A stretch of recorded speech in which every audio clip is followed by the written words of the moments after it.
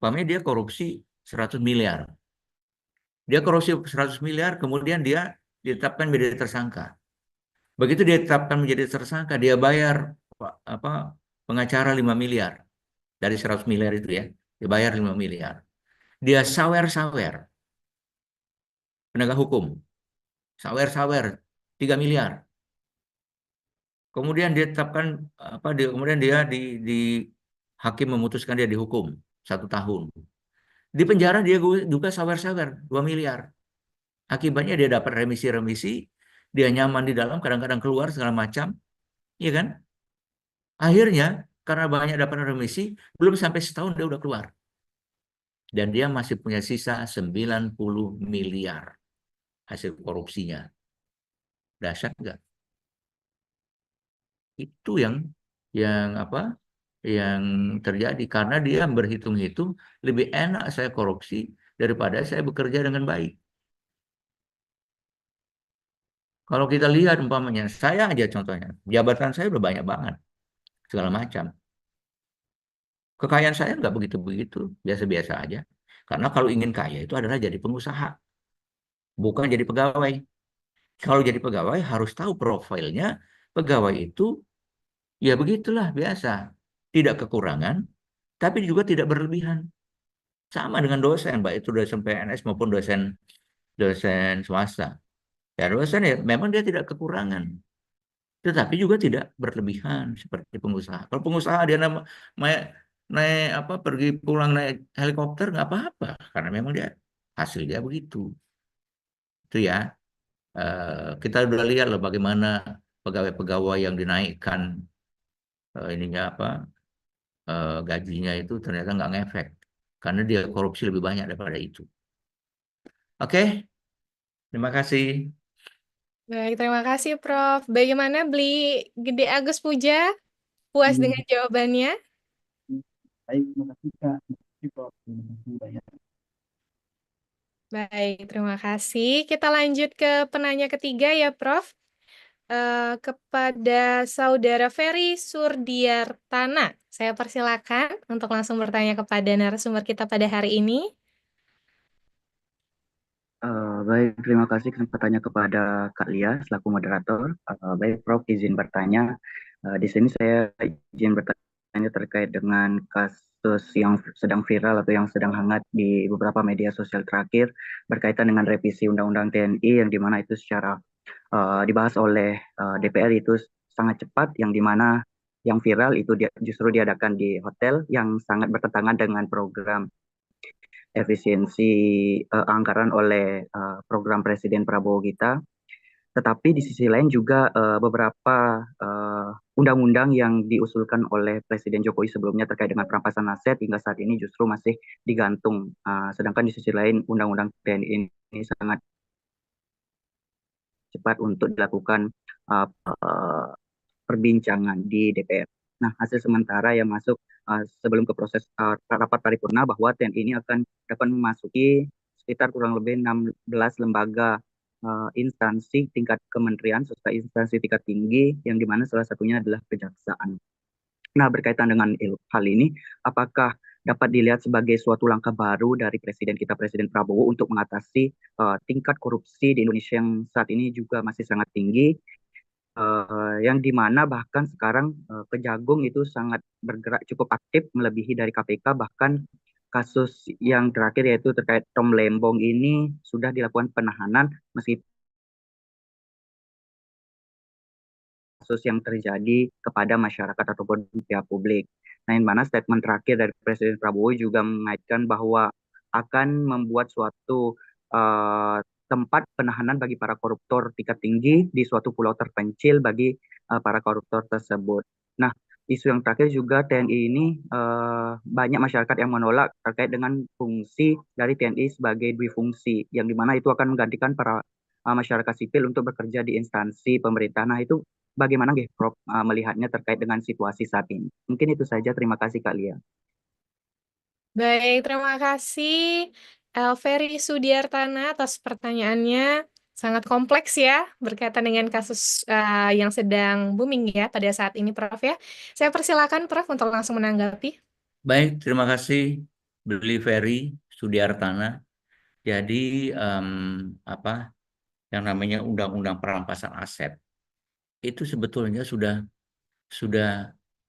bersatu dengan ratifikasi UNCAC, United Nations Convention Against Corruption tahun 2003, kemudian kita ratifikasi di tahun 2006, Undang-Undang Nomor 7 tahun 2006, yaitu ratifikasi atas UNCAC, United Nations Convention Against Corruption. Jadi konvensi PBB untuk melawan korupsi. Di sana disebutkan salah satu yang disebut dengan illicit enrichment, yaitu mereka-mereka yang tiba-tiba memiliki penambahan kekayaan, tapi dia tidak bisa menjelaskannya.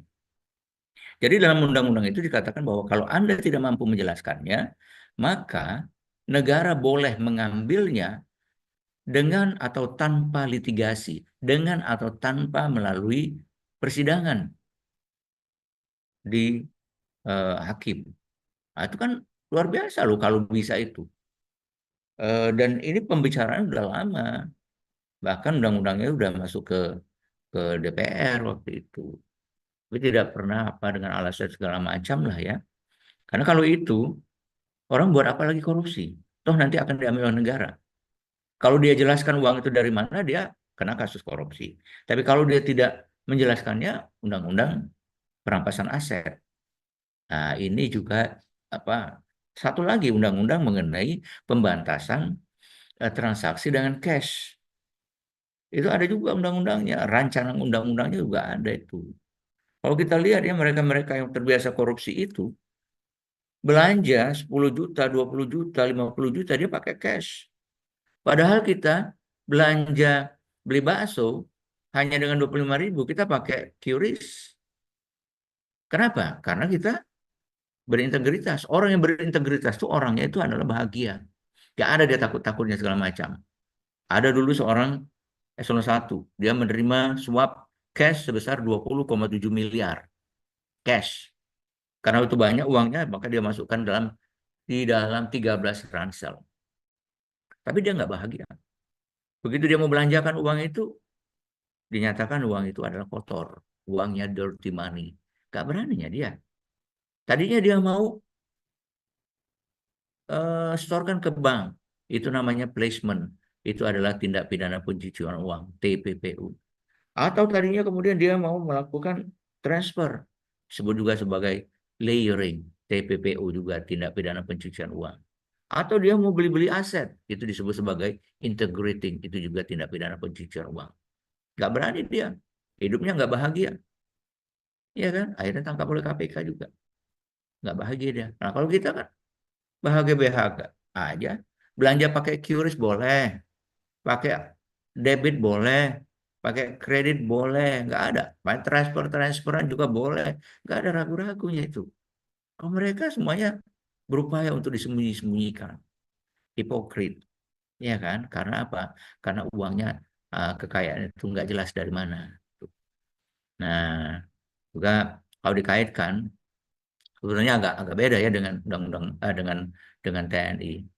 Yang disamakannya adalah kenapa yang itu lama nggak keluar-keluar, yang ini segitu cepatnya keluarnya.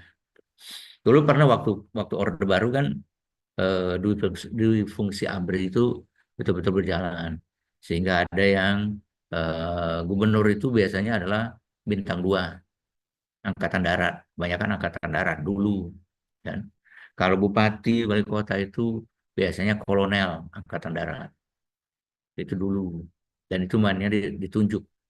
Nah sekarang dengan undang-undang ini banyak sekali yang dia bisa masuki.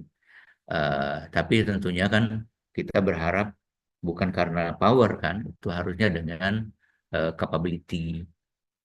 Jangan sampai juga nanti menjadi kaprodi katanya kan, kaprodi di apa di Ganesha umpamanya. Oh, janganlah gitu. Kita kan membangunnya itu, dan dosen itu nggak kayak zaman dulu. Banyak pejabat itu begitu pensiun pengen jadi dosen. Saya bilang menjadi dosen nggak gampangnya begitu. Harus punya NEDK, NEDN, harus punya apa pekerti, harus punya ini, punya itu segala macam. Dan dia harus punya BKD. membuat perencanaan, melaporkan BKD, harus punya penelitian, tridharma, penelitian, pengabdian, pengajaran, ya kan? Masa orang luar tiba-tiba mau cet main begitu aja kan nggak boleh lah itu. Kita kan masing-masing menghargai menghargai marwah setiap profesi itu. Kita punya profesi, akuntan punya profesi, dokter punya profesi, ya kan? Kalau dia dosen tapi dia juga dokter boleh, karena dia menjadi dosen di kedokteran. Tapi kalau umpamanya dia yang tadinya apa pekerjaannya ini tiba-tiba jadi dosen, boleh juga dosen yang namanya apa praktisi, tapi dia harus mengikuti kaidah-kaidah sebagai dosen. Apakah dia menjadi dosen tidak tetap atau menjadi dosen tetap? Makanya itu harus dibangun juga. Yang paling penting makanya ibu bapak semuanya, masing-masing kita segera meningkatkan ini quality, jangan mediocre mediocre aja, ya kan? Sehingga kita itu menjadi orang-orang yang tidak tergantikan oleh perubahan-perubahan itu. Justru kita yang mewarnai perubahan-perubahan itu. Saya yakin bisa, karena kita sudah terbiasa tridharma, kita terbiasa melakukan penelitian. Sekarang ini kan banyak lembaga mengambil keputusan itu dia membutuhkan membutuhkan penelitian. Contohnya umpamanya BI, dia membutuhkan penelitian, hasil penelitian. Karena banyak contohnya ya, pengambilan keputusan itu dia pakai ilmu mereka para pejabat itu yang dia sekolah dulu. 20 tahun yang lalu dia sekolah, kuliah, sekarang dia jadi pejabat eselon 1, dia buat kebijakan. Beda kan? Ilmu yang zaman dulu dengan yang sekarang. Beda. Nah, oleh karena itulah maka eh, yang mengerti bagaimana Tridharma itu adalah para dosen. Kita tunjukkan, ya kan? Kita tunjukkan bahwa kami punya loh keterampilan-keterampilan itu dan itu tidak tergantikan.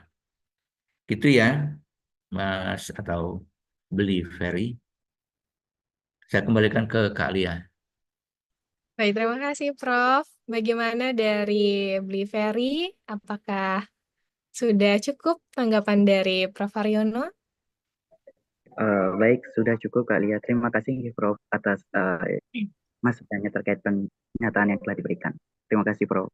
Ya, sama-sama. Baik, terima kasih kembali. Kita lanjut ke penanya berikutnya ya, Prof. Baik, pertanyaan. Kayak dari tadi cowok-cowok terus ya, Prof ya. Iya, Dari yang bawah tuh yang yang cewek dulu mungkin, Prof ya. kita. Oke, dari Putu Bella Puspita. Saya bantu bacakan ya, Mbak Bella. Mengapa diri pelaku pada saat melakukan korupsi, siklus kerja otak pelaku melaksanakannya secara spontan tanpa melihat konsekuensi yang terjadi setelah itu, Prof.